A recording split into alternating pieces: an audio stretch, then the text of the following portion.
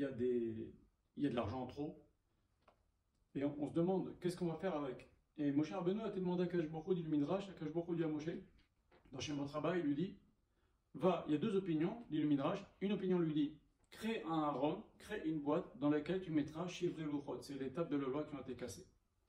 Deuxième opinion, crée un Bet Amikdash, un Bet Midrash, un centre d'études. Et c'est ce que va faire Moshe, il va créer un centre d'études, et donc pendant les 40 années où les Juifs sont dans le désert, ils vont apprendre la Torah avec Moshe Rabbeinu. Imaginez un Bet Midrash avec Moshe Rabbeinu à sa tête.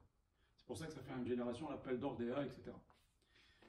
Donc, sur la première explication, c'est quand même étrange que on crée une boîte pour mettre les tables de la loi qui sont cassées.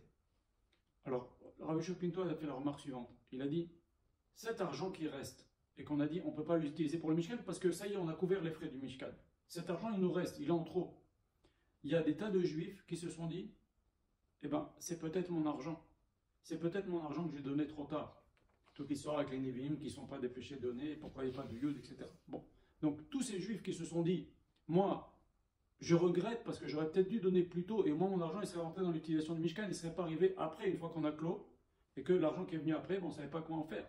C'est peut-être parce que je l'ai donné trop tard. Donc cette teshuva-là, ce regret-là qu'il y avait chez les Bnei Israël, il était très cher aux yeux d'Akadosh Baruch Hu, parce qu'en vérité, ils voulaient bien faire. Seulement, ils étaient animés de regret de ne pas avoir donné plus tôt. Akadosh Baruch Hu donne l'ordre à Moshe, construit une boîte, un haron, dans lequel on va mettre les Shivrei Luchot. C'est quoi les Shivrei Luchot? C'est les tables de la loi qui ont été brisées. Ça rappelle la tchouva, après le Brodor, etc. Donc l'un va avec l'autre. Et c'était très, très cher aux yeux d'Akadosh Baruch Hu. D'ailleurs, cet Aaron avec les tables de la loi brisées, il avançait devant les Bnei Israël pour aplanir le terrain, et même pendant les guerres, il allait avec les Bnei Israël pendant les guerres pour nous permettre de gagner nos ennemis. Donc, voilà ce qu'on a fait avec le sentiment de tchouva des gens qui se sont dit, mince, j'ai donné trop tard, j'aurais dû me réveiller plus tôt, j'aurais dû donner plus tôt.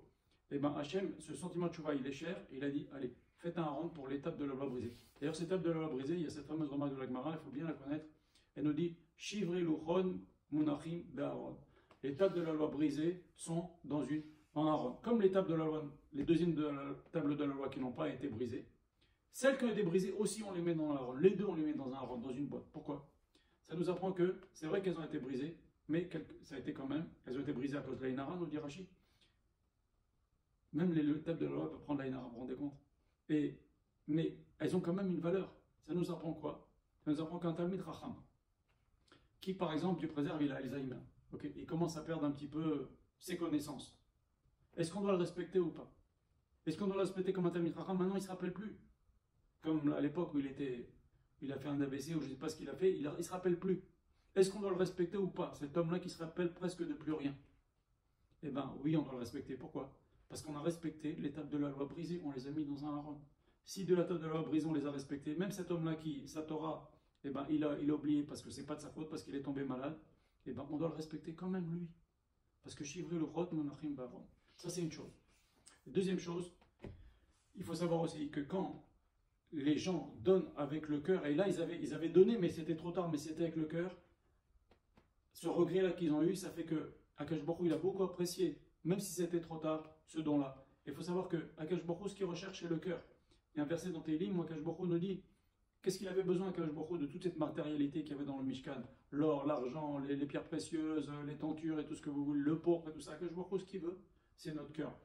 Tu donnes avec ton cœur, tu tiens à cet argent, tu le donnes à Akadosh Baruch Hu, tu donnes quelque chose à laquelle tu tiens, à la mitzvah de construire le Mishkan, et ben Akadosh Baruch Hu, il voit que tu as donné de tout ton cœur. Et c'est ça qui va, Akadosh Baruch Hu. Maintenant, vous savez, on avait donné ce cours que Rabbi Shimon Bar Yochai dit qu'aujourd'hui, comment on fait comment on fait la mitzvah de faire le Mishkan aujourd'hui? Et Akadosh Baruch Hu va résider parmi nous. Rabbi Shimon Bar Yochai dit c'est quand un juif met les tefillin, il fait ça. Mais encore autre chose, Rabbi Shopinto, il dit dans sa maison, on doit avoir un coin. Bon, bien sûr, c'est bien d'étudier au Bet Midrash, mais prier à la synagogue. Mais si par exemple, pour une raison X ou Y, une personne ne peut pas aller au Bet Midrash, elle ne peut pas aller prier à la synagogue, elle a un coin où elle prie toujours au même endroit. C'est bien de prier toujours au même endroit. Et donc, quand quelqu'un il a cette présence aussi dans son cœur, qu'aujourd'hui, c'est vrai, le Mishkan est détruit, mais on a toujours ça dans notre tête, que le temple est détruit et ça nous fait de la peine, et bien, si on pense à ça, Akadosh Baruch Hu va résider aussi parmi nous. Celui qui oublie, qui vit normal, qui vit comme si c'est pas trop grave si on n'a pas le Bet Amikdash, et bien Akash Baruch Hu, il ne réside pas parmi lui. Akash Baruch Hu, il réside parmi lui, c'est Vasuli Mishkan. Si dans notre cœur, on pense au Beth Amikdash, on pense qu'il nous manque quelque chose, même c'est difficile parce qu'on ne l'a jamais eu, mais il faut y réfléchir et ça se travaille, on en parlera bien d'air, on en a déjà parlé pendant les 3 semaines. Voilà. Il faut savoir qu'Akash Baruch Hu aussi, ce qu'il aime, comme on a dit, c'est le cœur. Regardez le kotel. Le kotel, il a jamais été détruit et il est indestructible. Pourquoi? Parce que quand Shlomo HaMelech a construit le Beth Amikdash, eh ben, il y a un mur qui a été construit avec l'argent des dons, des pauvres. Même les pauvres ont dit, et nous, bon, les riches, vous avez donné pour construire le Beth Amikdash de Shlomo, mais nous aussi, on veut notre part. Je ne peux pas donner 100 000 euros, je ne peux pas donner 10 000 euros, je ne peux pas donner 1 000 euros, mais je peux donner 1 euro. Ok, et ben un pour 20 euros, un pour 20 euros, un pour 20 euros. Tous les pauvres, ils ont donné 1 euro ce qu'ils pouvaient. Et on a amassé ça, on a fait un mur. Et ben ça, c'est un mur indestructible, c'est le kotel. Pourquoi? Parce que pour eux, c'était très très dur. Mais ils ont voulu de leur bon cœur participer. C'est pour ça que le kotel est indestructible.